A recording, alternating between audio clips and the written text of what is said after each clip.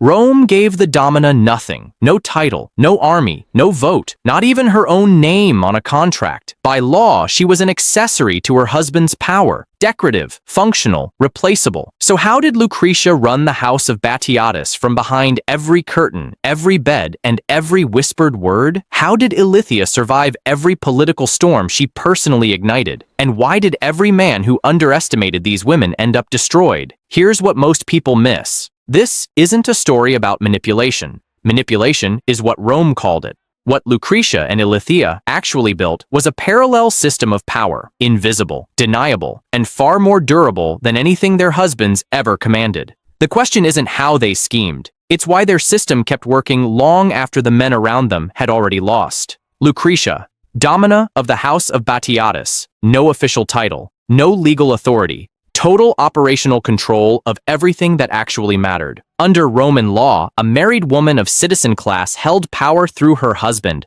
not independently. She couldn't own property in her own name, couldn't enter contracts, couldn't speak in the Senate. Everything she had existed on loan from the man who claimed her. But here's what that law missed, and what Spartacus understood completely. The Domina ran the domus, the household, and in a ludus, the household is the operation. Every slave, every gladiator, every purchase and punishment and privilege inside those walls passed through Batiatus publicly. But every relationship, who was favored, who was starved of comfort, who received kindness, and who received cruelty, passed through Lucretia, quietly, constantly, without a single signature required. The historical reality backs this up.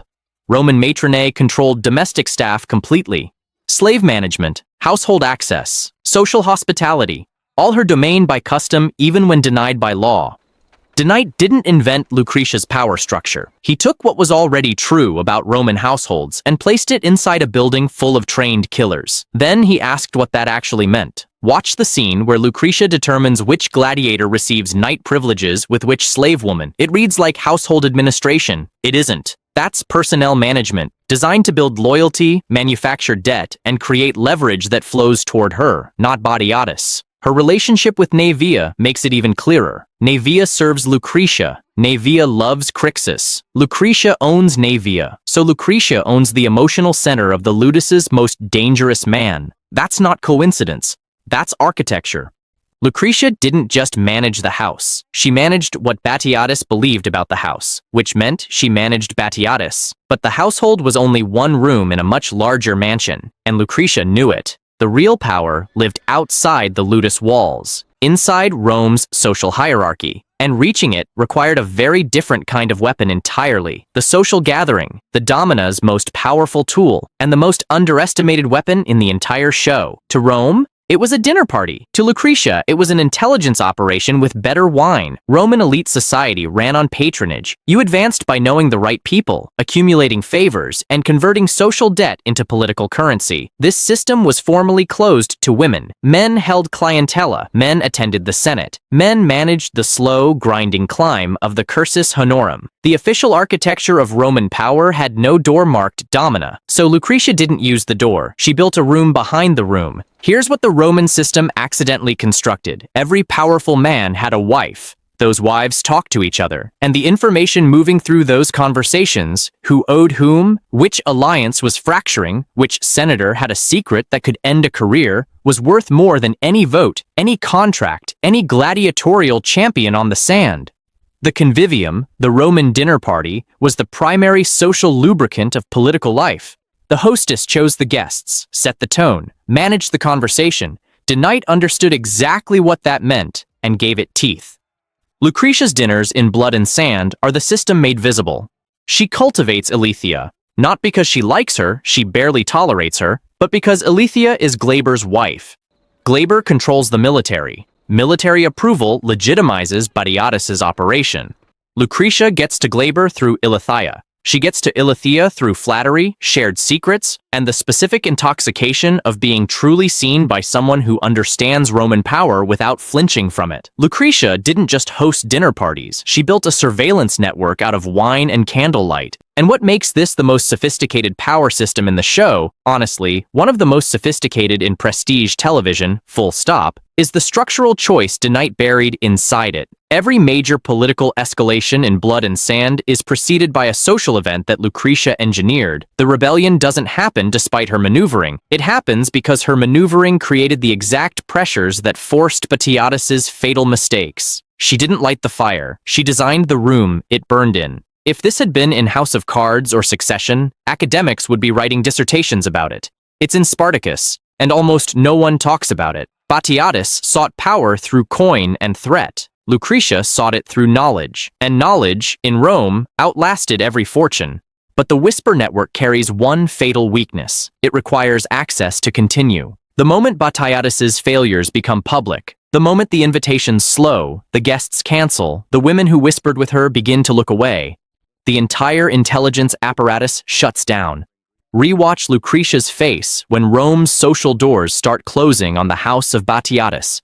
Most people read that as embarrassment. It isn't.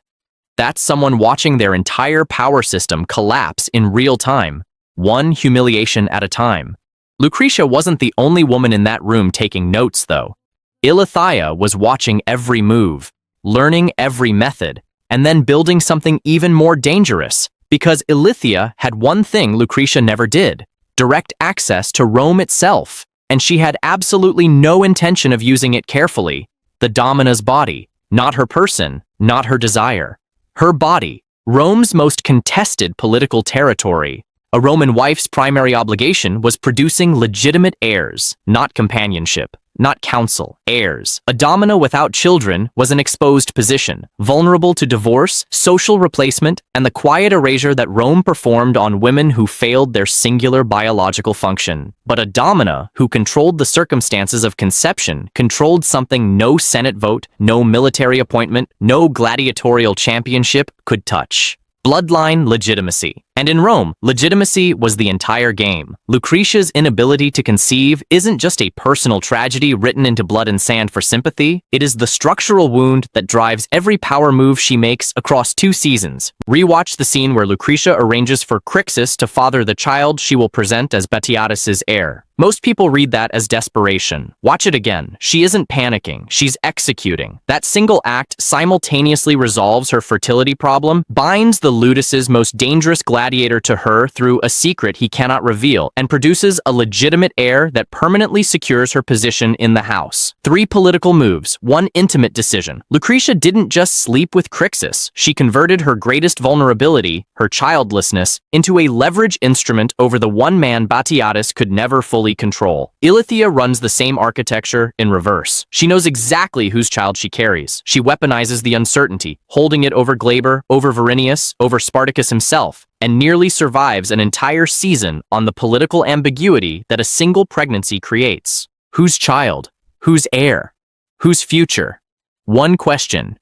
The domina controls the room. The cost when it fails is total. There is no recovery position. Lucretia loses the child, the plan, and something she cannot name. The last version of herself that believed the system could be beaten cleanly on its own terms, without everything burning.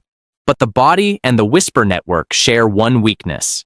They both require the domina to remain inside the system to function. What happens when the system burns down around her? Patronage. In Rome, it wasn't what you owned, it was who owed you. The Roman patronus cliens system was the empire's actual engine, a web of mutual obligation where favors flowed upward and protection flowed down. Men managed this officially. Women managed it through the men they could reach, which meant the domina's version of alliance architecture had one rule built into every move.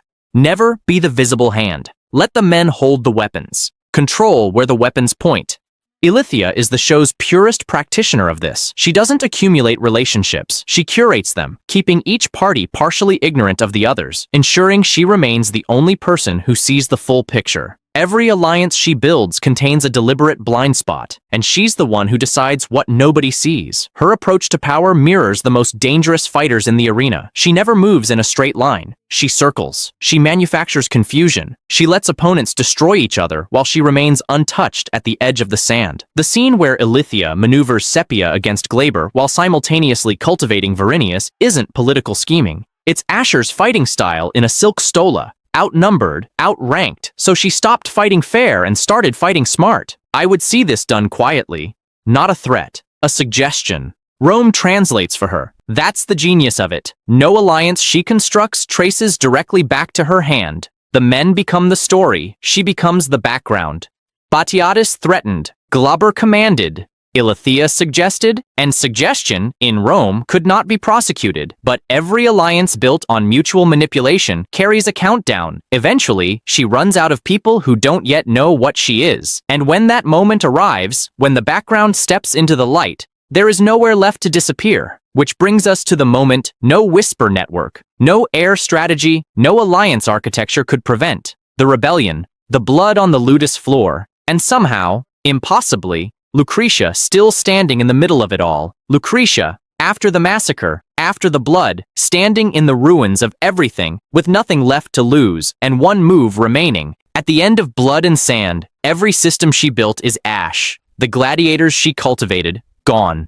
The house, compromised. Batiatus, dead on the floor he owned. The whisper network severed. The air lost before it could save her. By every metric Rome used to measure a woman's worth, marriage, fertility, social standing, patronage, Lucretia has nothing. Less than nothing. She is a widow in a destroyed ludus connected to a Roman praetor's murder. And then vengeance opens with Rome declaring her a living miracle. The woman the gods preserved. Most viewers watch Lucretia's madness in vengeance and see a broken woman, rewatch it knowing what she built across 2 seasons. That isn't grief. That's strategy wearing grief's face. She has nothing. Except the one thing Rome cannot legislate away from a woman who appears divinely favored. Sacred status. A mad woman cannot be held accountable, cannot be prosecuted, cannot be politically neutralized. A mad woman who survived a massacre in which a Roman praetor died isn't a liability. She's a monument. And monuments, in Rome, have power that living women are never permitted. Lucretia didn't just survive the rebellion. She turned survival itself into the final and most sophisticated iteration of everything she'd spent her entire life building. DeKnight made a specific, deliberate choice here, keeping Lucretia's true mental state genuinely ambiguous through most of Vengeance. Viewers argued, fans debated. The answer the show finally delivers is the one no one expected. Both. She is authentically shattered and ruthlessly calculating. The trauma and the strategy are not separate things. For a Domina inside Rome's system, they never were. No house, no husband, no heir, no network, just a scar,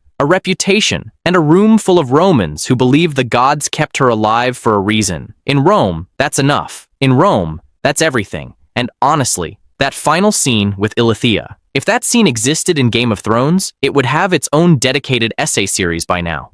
It's here, in Spartacus. And most people still haven't fully understood what they watched. Every method, every alliance, every whispered favor across 4 seasons of television, it all comes down to this. And what it says about power and the women who held it is something this show deserves to be remembered for.